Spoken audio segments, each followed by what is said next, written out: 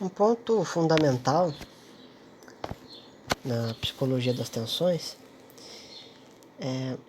não é apenas entender o que seria a alma humana, mas entender também a relação da alma consigo mesma e com as coisas do mundo.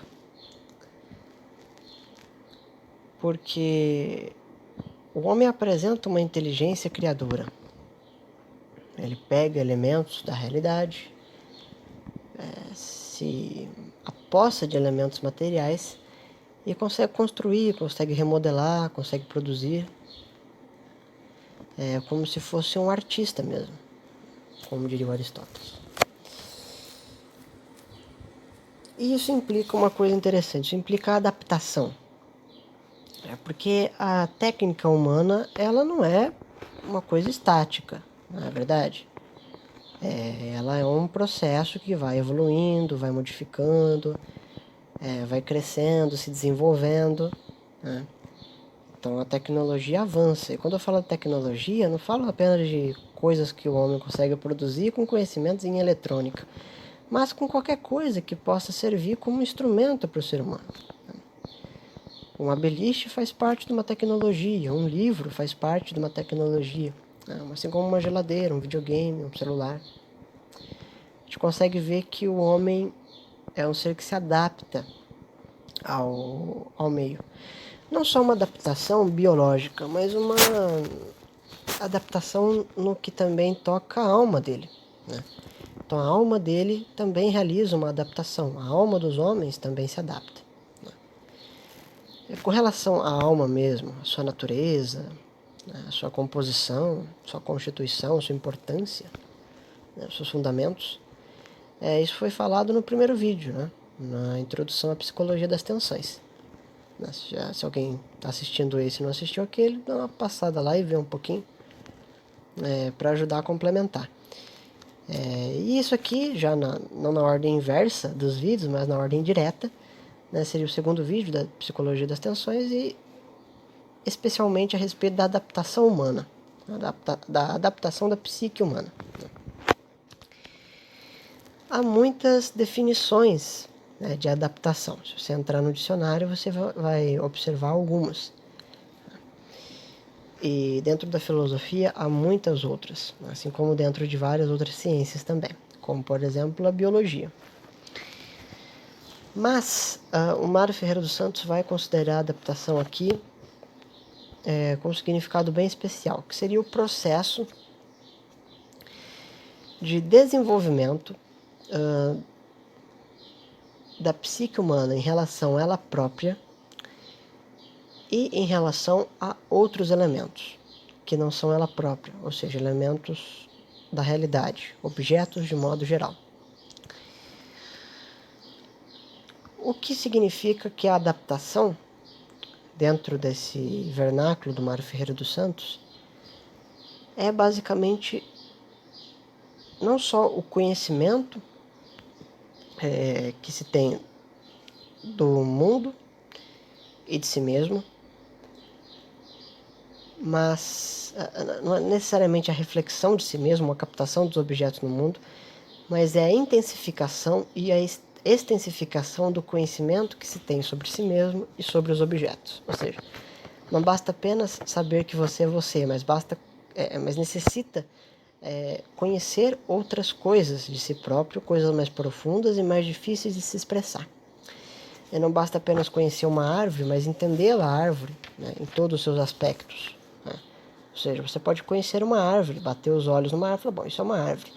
Você pode conhecer um pouco sobre o xilema, sobre o floema, né, a seiva bruta, a seiva elaborada, sobre as nervuras das folhas, sobre a reprodução das plantas. Você pode adquirir mais conhecimento. Tudo isso faz parte da adaptação, segundo Mário Ferreira dos Santos. E para ter uma ideia, não só totalizante, mas pormenor, do que seria a adaptação, o Mário separa ela em 2 níveis, ou em 2 esferas. Porque quando eu falo nível, dá a impressão que um nível vai ser menor do que o outro. Mas em 2 esferas, né, que tem as suas diferenças, que são de ser níveis, mas que podem, na verdade servem, como elementos particulares orgânicos que fundidos têm a compreensão da totalidade da própria coisa. E essa totalidade seria a própria adaptação, né? Ou seja, você tem elementos que fazem parte da adaptação e quando você soma eles, você tem a adaptação como um todo, porque a adaptação como um todo implica esses objetos, esses dois orbes. Que seria o orbe da assimilação e o orbe da acomodação, né? Assimilação e acomodação do quê? Bom, o Mário não é um filósofo que vai defender que as coisas que são pensadas pela mente são coisas com matéria. Ou seja, quando eu penso numa árvore, não começa a aparecer uns galhos aqui da minha cabeça, né? Mas não é a árvore que está dentro de mim, dentro da minha cabeça, mas sim a ideia de árvore, que vem de um longo processo, de uma longa formação e assim por diante. Portanto, todas as coisas pensadas pela nossa mente são coisas ideais, são ideias, né? Num termo mais técnico, dentro da própria filosofia dele, surge o termo esquema. E por que ele usa o esquema? Porque a ideia, ele usa no sentido de eidos, no sentido de forma. Então não é bem assim a ideia de árvore, no sentido popular, não é bem a ideia da forma de árvore, entende? Então ele usa a palavra esquema. Esquemas mentais, todos os conteúdos que estão na mente, né? O Locke faz uma confusão lascada quando ele fala da ideia, porque ele considera a ideia como tudo aquilo que está na mente. Mas nem todas as coisas que estão na mente são ideias, né? Pode ser fragmentos de ideias. Então, para o Mário não cair nesse mesmo problema, ele decide chamar de esquema. E a adaptação e acomodação seria...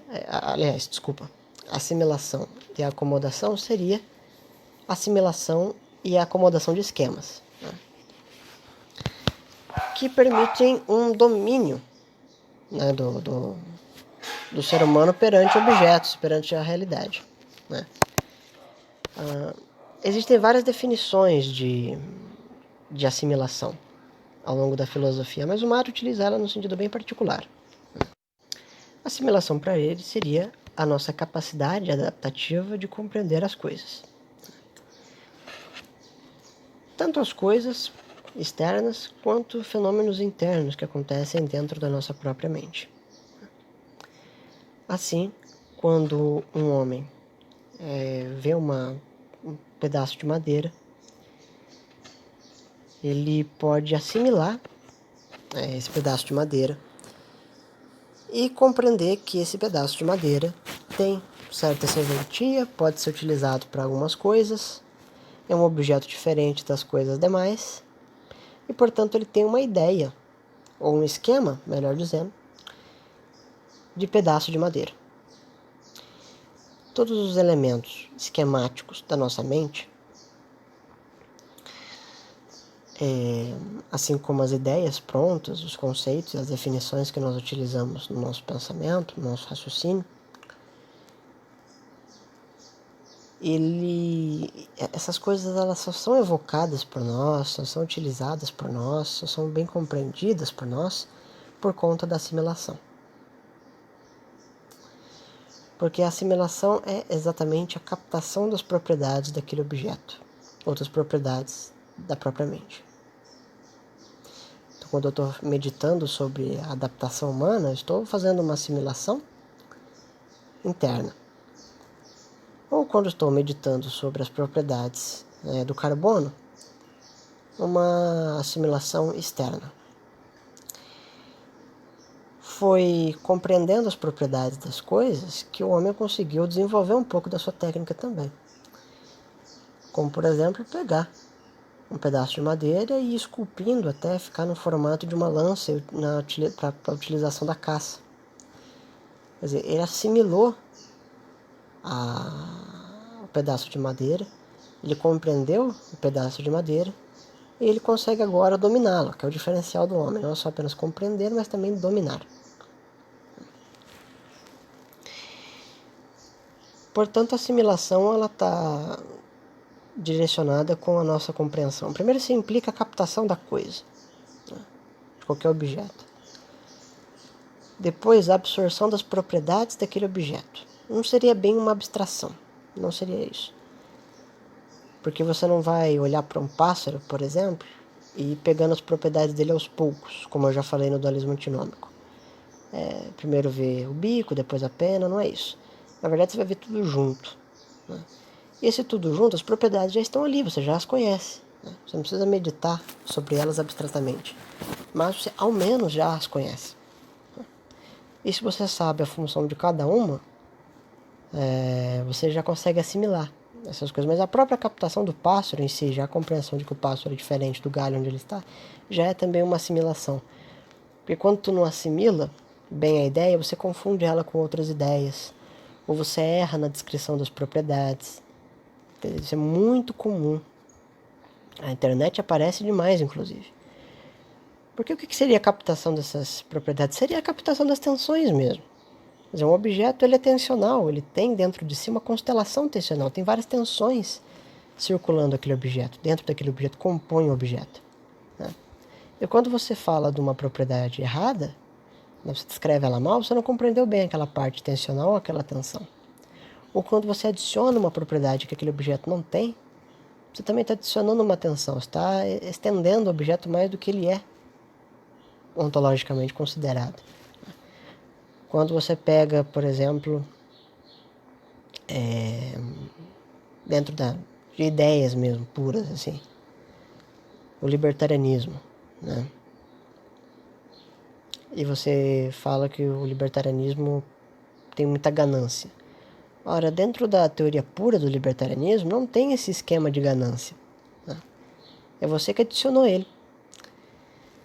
Porque você não assimilou bem as tensões que nele estão, e por não assimilar bem as tensões que nele estão, adicionou uma tensão que não tem nada a ver. Ou seja, você não compreendeu o libertarianismo. Assim, a assimilação é extremamente importante para conseguir se ter conteúdos mentais e trabalhar em cima deles. Mas esses conteúdos mentais, eles ficam jogados aleatoriamente na cabeça, né? No sentido metafórico, é claro. É possível unificá-los, é possível juntar, conectar esses esquemas. Se o é possível, contudo, não é pela assimilação. E aí vem a parte da acomodação. O que seria a acomodação? É a capacidade que nós temos de colocar alguns esquemas em relação com outros esquemas. É como se na nossa cabeça houvesse várias gavetinhas e cada esquema fosse uma pasta. Então tem a gavetinha das coisas da natureza, e aí tem as pastas com vários elementos da natureza. A gavetinha das coisas de lógica modal, aí tem vários elementos lá na gavetinha de lógica modal. Quando a gente assimila, a gente não só consegue pegar as informações das tensões e colocar numa pasta, mas também criar uma gaveta nova. E se já há uma gaveta para ser colocada, aqui nós temos a acomodação, que é quando você coloca essas pastinhas nas gavetas. Compreende? Então, primeiro a assimilação, que seria o próprio surgimento desses esquemas.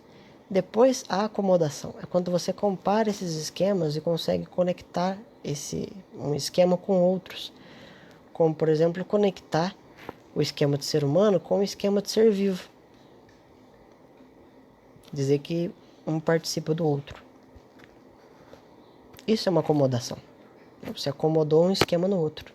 Um esquema está meio que contido dentro do outro. O que é ótimo também para a técnica humana, porque é possível só de olhar os objetos e, ao se assimilar cada objeto, saber se ele é um utensílio doméstico, se ele serve para cortar alimentos, se ele serve para jogar impulsos elétricos numa determinada coisa, numa máquina, ou até mesmo no cérebro humano. Ou seja, não vai se fazer um eletroencefalograma com com 2 colheres. Você tem um equipamento para isso. Por quê? Porque esse equipamento está assimilado, a pessoa que está manuseando ele sabe por que ele serve, ele está acomodado dentro de uma categoria geral que engloba aquele equipamento específico, ou aquele utensílio, de modo geral. Pode servir para uma par de coisas. Assim, não vai se tentar descobrir coisas sobre a proclamação da República com um livro de doces, e ao mesmo tempo não vai buscar uma receita de torta holandesa num livro do Otávio Tarquínio de Souza. Entende? Essas são as partes componentes da adaptação humana, né? É com a assimilação e com a acomodação de esquemas que o homem consegue vislumbrar e compreender melhor a realidade que o cerca, a realidade que ele próprio é, e assim exercer uma outra etapa, que é a etapa de modificação dessas coisas, como uma espécie de domínio da própria natureza.